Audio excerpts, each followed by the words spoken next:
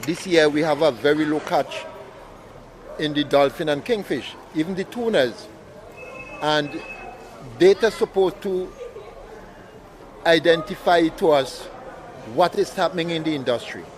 And they collecting data and they don't analyzing them and sharing it with the fishers. If they collect the data and share it with the fishers, we also will be able to know what is happening in the industry. For instance, maybe overfishing, climate change, illegal fishing, we don't know that. So data should be able to show us these kind of things, what is happening in the industry. It's easy to lie with statistics. It's easier to lie without them. Frederick Mostello. Catches may be low in a species. That often means lower returns for fishers and a more expensive source of protein for consumers. When you check out the price of your gas and the ice that you bought, the bait that you bought, and your effort at sea, the ice and the baits will, and the gas will take the majority of it. So your effort at sea, even at that level, is very minimal. You know, you wouldn't have a lot to take, a profit to take home from that. There could be several reasons for a low catch, and the true answer could be in the data. But there could be several reasons why these things are happening. Some of them are man-made, some of them are natural. They can be from natural disaster. We hear about climate change, we hear about global warming. There are a number of issues that can cause a decline, but we cannot say, well, this is what happened at this particular time. That is the reason why. So do smaller catches of a species means it's been overfished? Won't that automatically lead to regulations and restrictions on fishing? Absolutely not. If your catch rate falls, there may be many reasons for it. It could be that the catch information system is falling apart, and so you're not capturing or you're not recording what is being brought in, and so it appears that the catches are declining. So bad data is worse than no data at all. I don't think that they're fishing blind, because they do have some sort of sense of, on an annual basis, here's where I go to catch this species, and here's where I'm more likely to catch this in these quantities, and so on. Or if a catch rate falls, maybe it's because there are fewer fishermen going out. So you really need to look at the catch per unit of fishing effort. In other words, the catch per day of fishing, or the catch per fish trap, or you need these indices of abundance, which will inform you much better about the trends in the resource. I think what is difficult for them is actually to track through time to get a sense of trend, because certain things are seasonal and sometimes they're cyclical. So it's not just a pattern within a year, it might be a pattern between 2 or 3 years, and it's something that has been occurring over a long period of time. So they may feel in a particular year that, the fish there's less of it, but really and truly when you look over a long period of time, it is something that's expected. Sometimes there's a tendency to assume that declines in catches equate with declines in abundance in the ocean. But there may be other factors that contribute to this. There may be market issues, there may be issues with cold storage, there may be issues with difficulties in getting labor and so on that would impact on the quantities of fish that are caught. And of course scientists may not be privy to this information, and it is for this reason that we depend on our fisherfolk and our processors and so to point us in that direction and help us better explain the trends that we are seeing in the data that we collect. So more than raw figures, good data along with feedback from fishers are essential for sound analysis of a problem in the industry. Scientists actually rely heavily on fishermen again in terms of giving them accurate information to find out where the fish are. And so, because scientists are not out there catching the fish, this is the fishermen's business. They know where the fish are. And in some cases, it has been collected through many years of trials, generations of trial and error. And what we're seeing is that the fishermen are basically fishing in areas that their ancestors have told them are good fishing grounds. And since that's the case, it means these are the good fishing grounds. So that is the information also that, as scientists, we need. We are not out there fishing every day. So we basically need that information as well, that accurate information. Fish don't carry passports. Caribbean countries don't just share a resource, they also share problems, concerns. And that means the solutions must go beyond borders. A significant problem is that many of the species that we fish, the commercially important species like flying fish, dolphin fish, tuna, are shared by many, many nations. And how can you share out quotas and be equitable with access to that resource if you don't know who's taking what? Many of our fish are shared among neighboring states because we have many islands sitting close to each other. Not only that, if you think of some of the bigger fish like tunas and billfishes, they travel large distances and they are fished by a large number of states. So in the case of tunas and billfishes, actually we have to negotiate in an international fisheries management forum concerning fisheries management regulations and how much fish our countries are allowed. We are part of the CRFM, and the CRFM, they make decision on behalf of the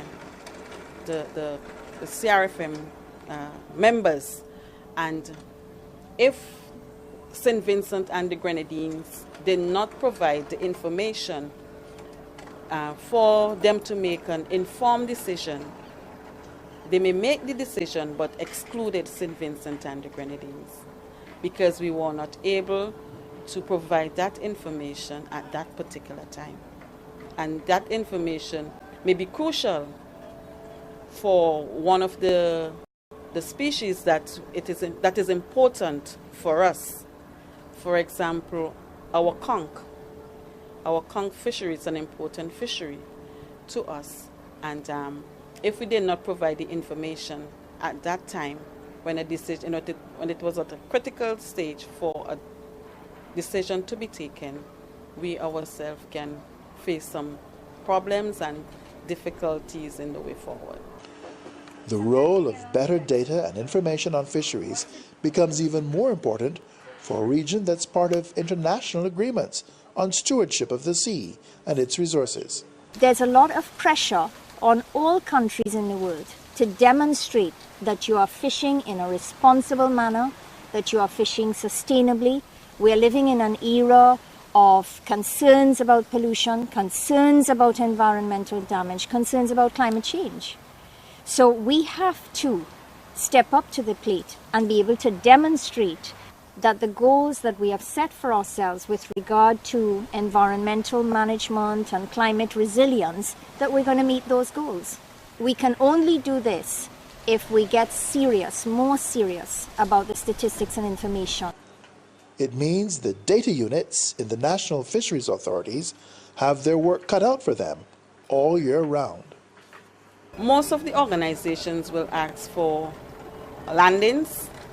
We have sometimes an average of 6 to 8 questionnaires per quarter, and everybody see their questionnaire as most important.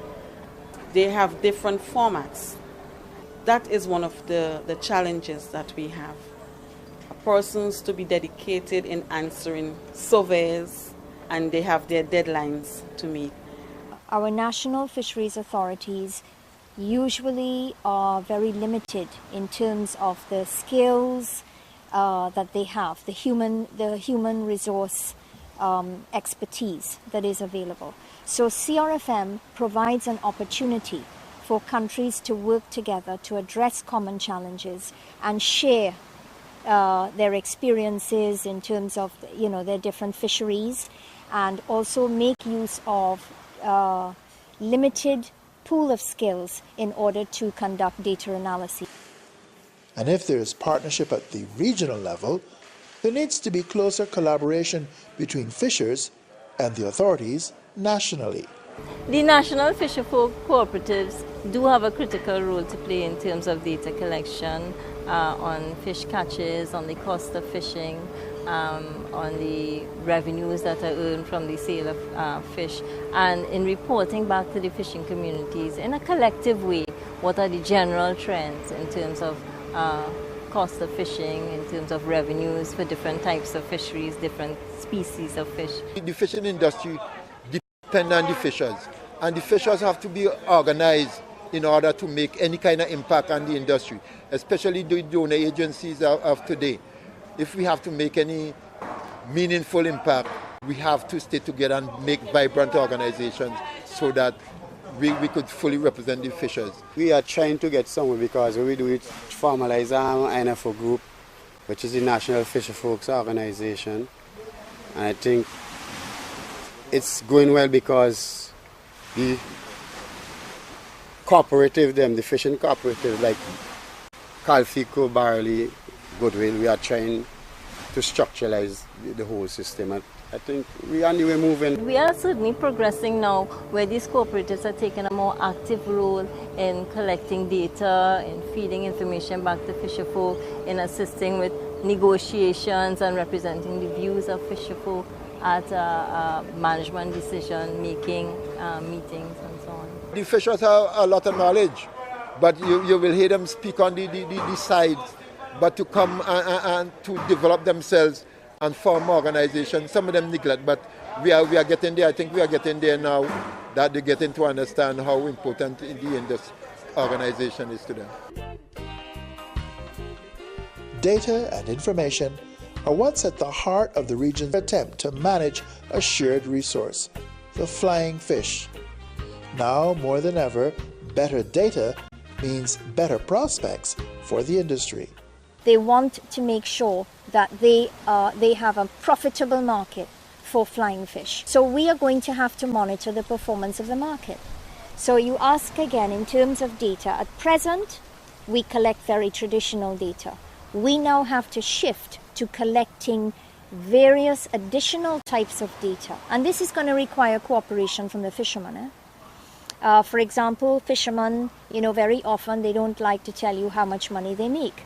But unfortunately, that information is very important because if we want to talk about economic dependence on a fishery and it becomes an international concern, we will need to have that information. In 2004, the CRFM began to hold annual scientific meetings, leading to management decisions endorsed by its highest decision-making body, the Ministerial Council. A regional plan for managing flying fish is one of the fruits of this process. We have helped countries do a number of national level fisheries assessments so that a scientific report is produced every year which contains those data analyses, and those reports also have management advice. The amount of input that they have from fishers depends on what is happening at the national level. But I can also tell you that at least 2 of our meetings, we have had input from fisherfolk. So here's the bottom line. Your responsibility is to make sure that you are actively participating in the activities of your fisherfolk organization. You have to be an active member because in this industry, your neighbor's business is your business.